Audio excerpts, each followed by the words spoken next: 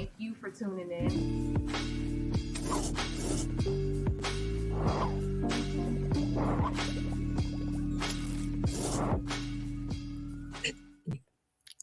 Hey, what's up, Hilo News family? Welcome to another episode of Can We Talk, our show where we talk to dope people in the community doing dope things. And today is what? No different. I am so excited to bring on my next guest. We actually met at a journalism conference about 11 years ago at this point.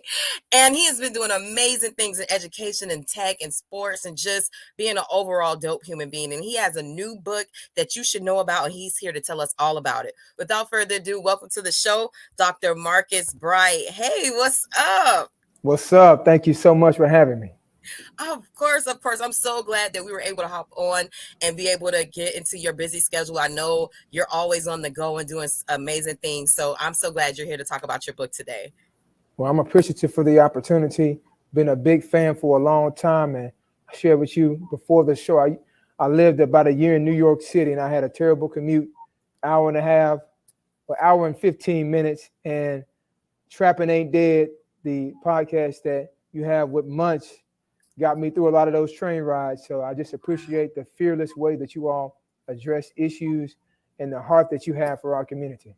Oh man, I really appreciate that. And I understand those tight subways. I've never lived in New York, but visited a lot, and those subways are trash. So whatever we can do to get you through that, I am so appreciative, and I really appreciate the support. And I've been supporting and watching you from afar. When I saw you drop this book, I was like, we have got to talk about it. So Dr. Marcus Bright, tell me about it. Let's start. What's the name of the book, and what is the mission and the purpose of the book? The book is called Brighter Ways Forward, Reflections on Sports, Tech, and Socioeconomic Mobility. It centers on utilizing sports, utilizing tech to advance socioeconomic mobility. And it's really a Miami-based story. I was inspired initially to write it in 2007 when I went to the Miami Northwestern football game. They were playing Deerfield Beach in the state semifinals, and I had grown up playing sports, but I had never seen that kind of athletic excellence on the field. This was the team that was quarterbacked by Ja'Cory Harris, and 7 players went on to play for the University of Miami. They won the national championship, and there was 30-something thousand fans in the stadium, and they were all vested in the outcome of the game, and they shouted correction and encouragement, and the coaches coached them hard, and there was no limit to what they could achieve.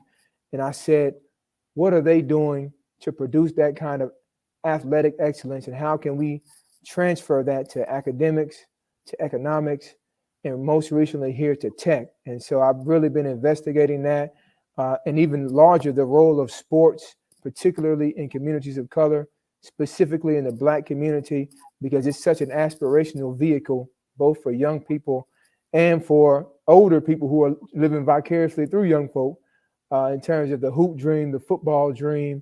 And so there's a deep exploration into that.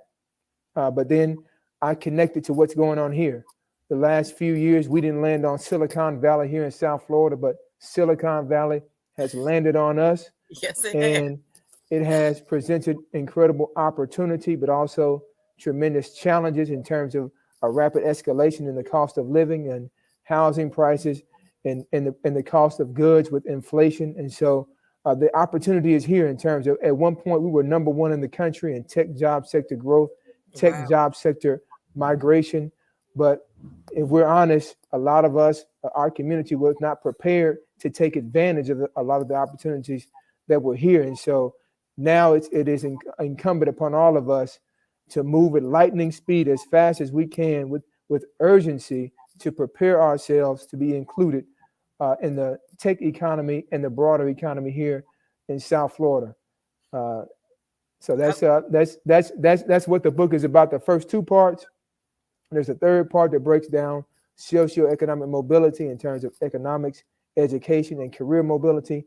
And the last part is about mental and spiritual growth and how we can grow and overcome adversity as individuals, because as we solidify ourselves and stabilize ourselves and encourage ourselves and reinforce ourselves as individuals, then we'll be better as community members as well. And so it's a multidimensional book. Yeah, I think that's a very interesting approach that you took to really combine those things. And I never really seen a lot of books that go that deep. What made you decide to go that route with combining useful tools to prepare a person for the changing economy, but also bringing in that balance of spirituality and mental health? Why was that important to go through that in your book and to write about that in your book? Well, I think that so many times we look at things from a deficit perspective and we don't take the time to examine our strengths. What has been produced here in terms of the ability of our communities here in Miami-Dade County and South Florida, and even across the country in the sports of basketball and football, the kind of pipelines that we've been able to produce this kind of greatness can be replicated in other areas. We have the blueprint here if we look right here. And so we're trying to, and the book is not just the written words, but it's also an action plan. And so as we speak, we are putting in coding programs in schools, tech exposure programs in schools, trying to build a tech pipeline, a tech talent pipeline that can run parallel to the football pipeline that we have, utilizing a lot of the same tactics. So we're starting in elementary school, assessing where they are, giving them tools, coaching them, showing them what's possible, implanting new dreams. If we go into our schools, 98%, especially the boys, are going to want to say, what do you want to do when you grow up? NBA, NFL. And that's cool. It's that way because we haven't intentionally shown them anything else in the same kind of way, put the same kind of spotlight, utilize the same kind of mass marketing, put forth the same kind of emphasis, put in front of them the same kind of role models, and showcase the kind of lifestyle and the kind of economic and social mobility that can be available to them. And so it is an action plan. In part 2 of the book that focuses on tech, there's an 8-part inspiring tech series. And I'll run through them really briefly. Inspiring tech dreams. That is, if you've seen the movie Hoop Dreams, they wanted to be Isaiah Thomas. It was mass marketed, the NBA, the dream, the lifestyle, the whole nine. First, you got to have the dream. To have the dream, you got to know what it is. You got to know who is the embodiment of the dream, putting that in front of them. After the dream, inspiring tech discipline. That's why I talk about my brother who followed me to Miami. He played basketball and majored in computer engineering at FIU, but I saw the kind of discipline that it took for him to be able to go through the rigors of that kind of math and that kind of coursework. So there's specific instruction there. Then inspiring tech bridges. There's a need for adults to quickly transition over into higher wage industries. Many people, when it's time to renew their leases, those of us who are renting, they're asking for $500, $1,000, $1,500, $2,000 more a month. We have to rapidly build bridges for people who want to move over into higher wage industries, build them a bridge to come over. Inspiring tech pipelines, same kind of strategies. If it's in basketball, if it's AAU, if it's youth league, football, we have to model and utilize some of these same tactics to build new pipelines. Inspiring tech economics. I've already talked about the economic imperative of us moving into the economy of the future and being prepared for it. Inspiring tech on-ramps, things like esports, ways to get sports in general. You're already playing sports or already playing games. How do we attach tech, or how do we attach any kind of career curriculum in a meaningful way to that? And then inspiring tech context. If I tell you to go outside and go out there and hit that person, go tackle somebody just randomly, go tackle somebody, go run some sprints, go get coached really hard in something, you'll say no. But if you put the context of football and the kind of opportunities that scholarships and contracts and the social status that comes along with that, you're the big man on campus or the big person on campus, or you're popular. If you put that context around it, then it will inspire people to want to invest more in the content.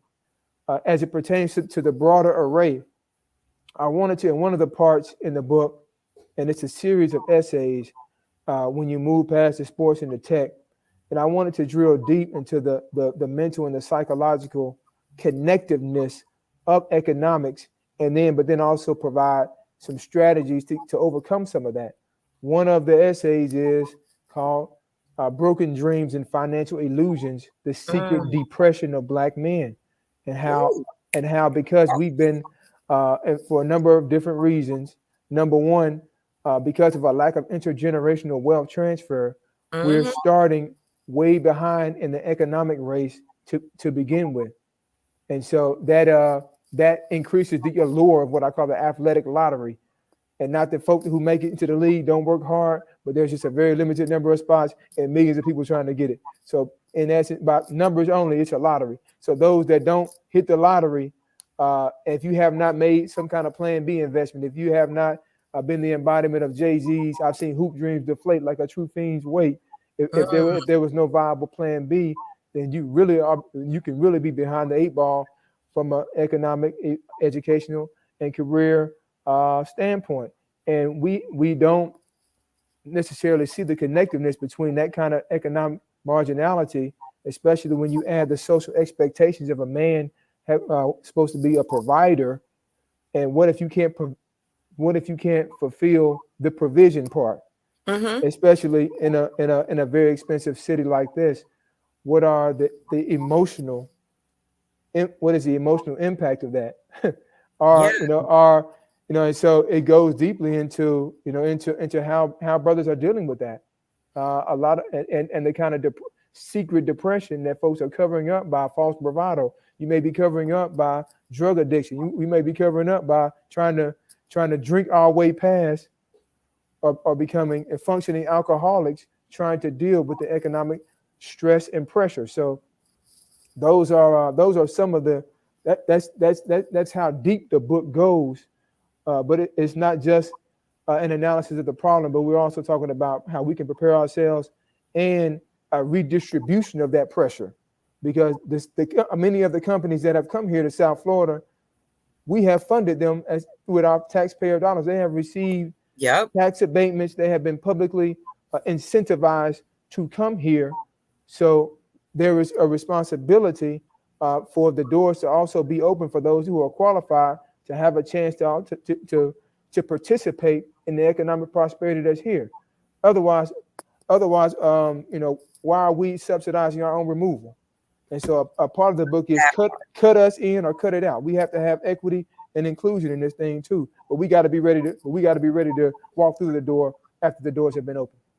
Man, that is deep. I love what you just said about the economic depression that we experience. And, you mentioned a lot too about men, but also too women as well. Sure. Black women as well go through that too in our communities, because a lot of times athletics is just very big in South Florida. But honestly, this is something that is plaguing the Black community across the country. Like, we really, like you said, harping on that athletic lottery, hoping that you get that basketball, that track, that football scholarship. And when that doesn't happen, a lot of times you're left with nothing else to do, and you're depressed, and you spend about 5-6 years. I've seen it and I've experienced it myself. I ran track in high school and was hoping that I got this scholarship, and that didn't happen. And it took me a couple of years to figure out what that was. And I was an honor student, graduated top 10% of my class, 4.6 GPA. So it was, I had to take time bouncing back. Imagine those students who didn't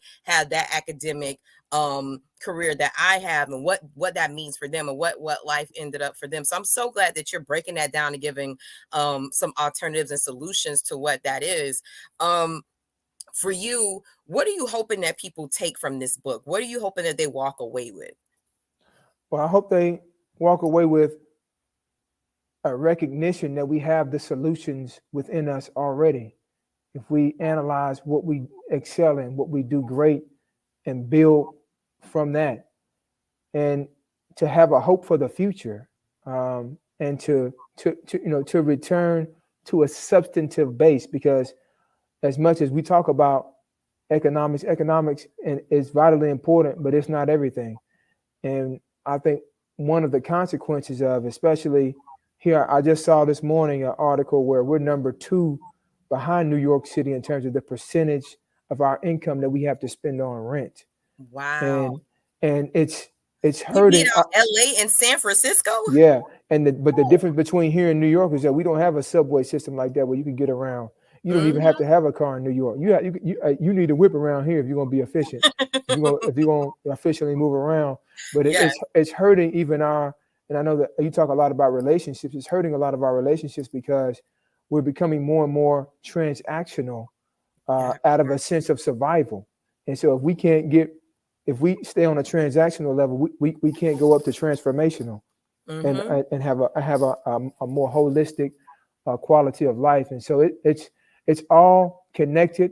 But I want specifically here in South Florida that we take a look at the systems, the structures, the infrastructures of opportunity that we have in place to produce powerhouses at Miami Northwestern and Miami Central in football, and even the Liberty City Warriors and the Gwen Cherry Bulls, and the phenomenal job that we do in producing that, and break that down and think about how we can transfer those same practices into these high growth industries like tech, like healthcare, entrepreneurship, construction, the trades, you name it. But we have the solution right here in South Florida.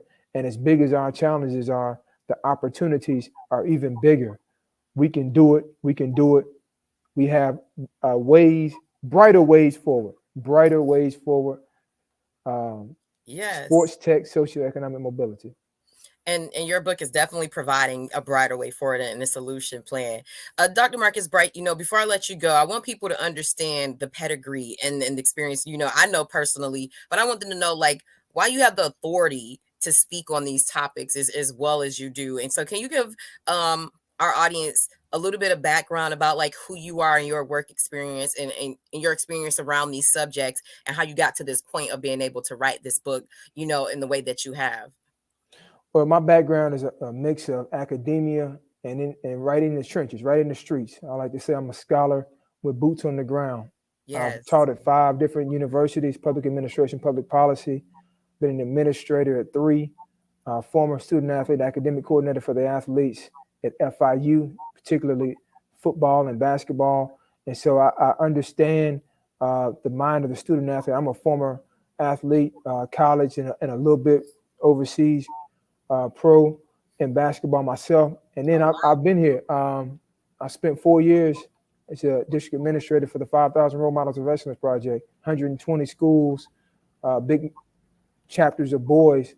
And by virtue of the institution that the Congresswoman Wilson built, I don't know if there's anyone in the country who's been one-on-one with more boys of color than me during that time period, because of the footprint and the structure that provides. So I have a lot of on the ground experience, but then also studied some of the best practices across the country, and then took a look at the academic theory and the academic solutions that have been put forward, and then trying to meld those together, combined with I ran the Education for a Better America, which was a sister organization to the National Action Network for a number of years as well, and did put together strategic partnerships in 15 different cities. And so through a lot of trial and error, seeing what works, what doesn't work, going wide in certain areas, going deep in others, but then having an appreciation and an understanding for the capacity and the potential for the greatness that we contain right here in Miami-Dade County. I feel like God called me to this community. God called me to this work, and I'm grateful to people like you and to many people here in South Florida who have been putting in the work a long time. And I'm just here as a part of the broader community team to move us forward. But we can do it. We can do it. We have to do it. The time is now. There's no more urgent time. We can't wait. If there's a message, it is we can't wait. We have to do all that we can every single day with the steps that we know to make. I can't see the whole staircase, but the very next step, if we just focus on the very next step and build and make compound advancements, we'll be where we need to get, and we'll go where we need to go eventually. Yes, I love it. And Dr. Marcus Bright, you have so many other projects. So I want to be able to bring you back on because I know you have some work that you're doing specifically as you're talking about tech and working in schools. You know, I know we can't get into that, but I want you to be able to come back and have a whole conversation about that because our community needs to know, and we need to know to support that when we see these issues and efforts coming up and initiatives coming up more so. And so we need to know when we see people like you in our schools and our community, we need to be rallying and supporting you. So I definitely want to welcome you back. You know, you're a friend of the show. We go way back. And so I'm so excited and so happy for you. Congratulations on your book. Before you go, one last time, tell people what the name of the book is and where they can follow you and where they can buy the book. Buy the book. Let's support Dr. Bright and his efforts and what he's doing to transform our community. So, you know, let them know where they can find it and connect with you. You can buy the book on Amazon.com. The name of the book is Brighter Ways Forward, Reflections on Sports, Tech, and Socioeconomic Mobility. You can get in contact with me on social media at Dr. Marcus Bright, Twitter and Instagram at Dr. Marcus Bright. Yes. And if you're looking at the screen, if you're watching us on YouTube or Facebook, we have the information right there scrolling across the screen. We're going to leave it up so you guys can be able to write that down and connect with Dr. Marcus Bright. Marcus, thank you so much for coming on the show today. I truly, truly appreciate you. Congratulations on everything. You're amazing. Thank you always for supporting the efforts that I'm doing in journalism. And yes, just thank you for being an overall amazing human being, especially for investing in our Black boys in our community. Got to give you kudos on that work. No shade to the girls. Like we sometimes we got to have some extra focus on our guys because of the things that they go through. And I appreciate a Black man doing that work. Smart Black man, a great role model for them. So thank you. Thank you so much for having me. Of course. Guys, this has been another great episode of Can We Talk with Dr. Marcus Bright. Again, y'all go order this book. It's amazing. Let's make sure we're supporting our own. This has been another episode. Thank y'all for tuning in, and we'll see you next time. Peace.